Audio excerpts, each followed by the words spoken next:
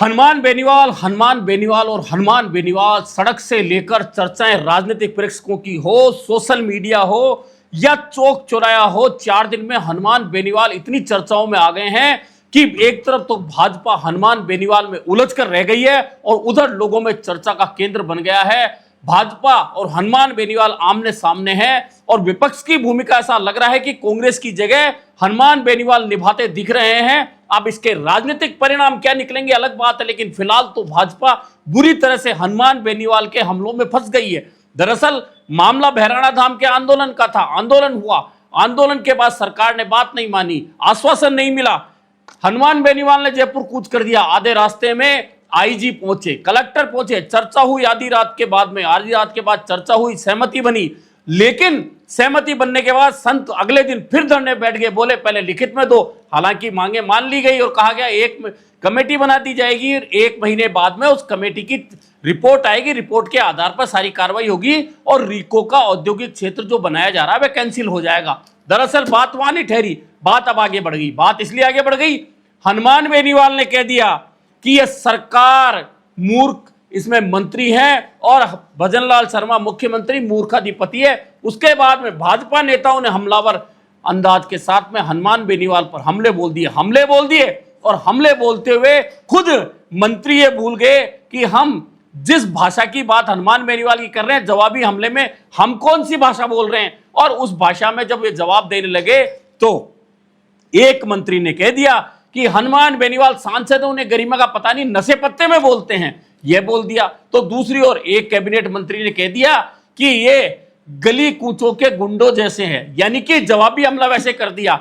इधर मदन राठौड़ भाजपा के अध्यक्ष हैं, जिम्मेदारी संभाल रहे हैं, लेकिन मदन राठौड़ कुचामन दौरे पर गए, आरएलपी कार्यकर्ताओं ने घेर लिया। इधर राजस्थान विश्वविद्यालय के बाहर आरएलपी कार्यकर्ता सड़कों पर उतरे। उधर युवा मोर्चा के अध्यक्ष शंकर गोरा ने मुख्यमंत्री के पक्ष में बोला, कैबिनेट के पक्ष में बोला, हनुमान बेनीवाल के खिलाफ बोला। अब उन्हीं की जाति के लोग उनके खिलाफ खड़े हो गए, यानी कि भाजपा पूरी तरह से हनुमान बेनीवाल में उलझ कर रह गई। राजनीतिक चर्चाएं अलग हो गई, हनुमान बेनीवाल एक तरफ हो गए। यानी कि जो आंदोलन एक चल रहा था, बात सिर्फ यह था कि रीको का इंडस्ट्रियल एरिया कैंसिल कराना था। संत 41 दिन से धरने बैठे थे, सरकार टच से मस नहीं हो रही थी। हनुमान बेनीवाल की एंट्री हुई, हजारों लोगों के साथ पहले चर्चा चली, वार्ता हुई, लेकिन उस वार्ता के बाद में अब क्या निकला?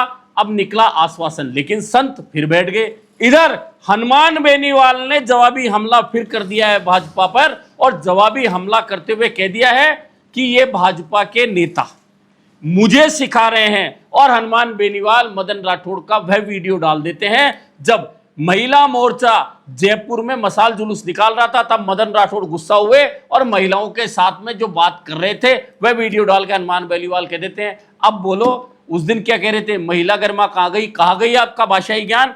कुल मिलाकर हनुमान बेनीवाल ने एक छोटे से आंदोलन जो बहुत आराम से खत्म हो सकता था, उसमें भाजपा को पूरी तरह से उलझा दिया और उलझा नहीं दिया। अब इसका राजनीतिक असर देखने को मिलेगा, क्योंकि इस आंदोलन ने अचानक हनुमान बेनीवाल जो डाउन होते दिख रहे थे, आरएलपी डाउन होती दिख रही थी, अचानक उसे हाइप दे दी और आम लोगों की चर्चा हो गई। आम लोग कह रहे हैं कि विपक्ष की भूमिका तो हनुमान बेनीवाल ही निभा रहे हैं, कांग्रेस कहां गई? निश्चित मानिए कांग्रेस इस आंदोलन से दूर थी। और कांग्रेस क्यों थी?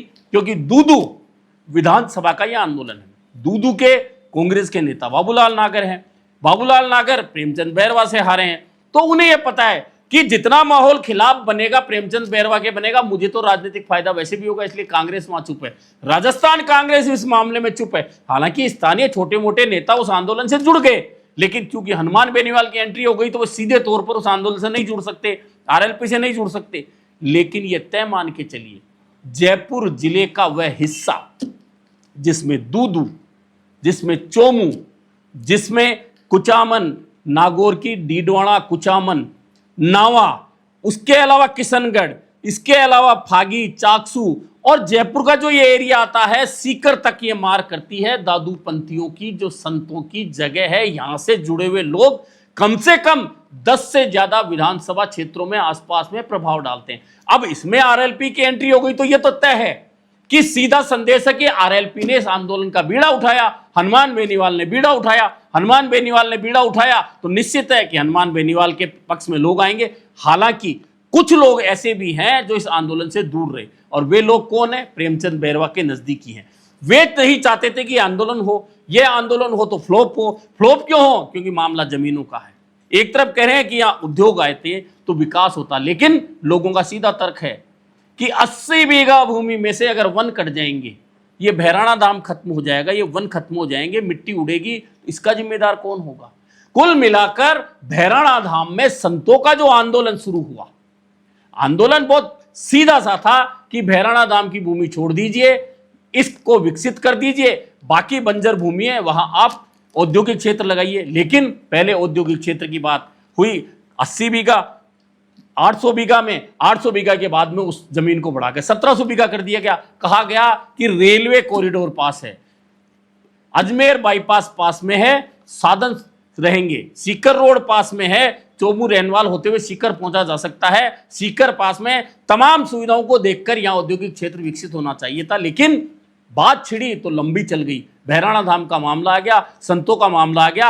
अब इसमें भाजपा के लिए एक बात और गड़बड़ होगी कि एक तरफ तो भाजपा संतों की और सनातन की बात करती है, अब संतों के 41 दिन के आंदोलन को ही भाजपा नहीं माने, और हनुमान बेनीवाल के आने के बाद अगर भाजपा माने तो फिर नेता कौन उभरे? अब इसमें भाजपा ने एक गलती और कर दी। सरकार ने हनुमान बेनीवाल के पीएसओ, 4 पीएसओ जो एक साथ मिले हुए थे, उनको 8-8 घंटे की ड्यूटी में कर दिया। यानी कि अब हनुमान बेनीवाल के साथ 4 पीएसओ नहीं, 1 पीएसओ ही नजर आएगा, एक समय में 1 पीएसओ। अब इसका भी जो उत्तर आ रहा है लोगों का, वह आ रहा है कि सरकार क्या इतने ओछेपन पे उतर आई? एक सांसद की सुरक्षा घटा दी, क्या हनुमान बेनीवाल से सीधी दुश्मनी निभाई जा रही है?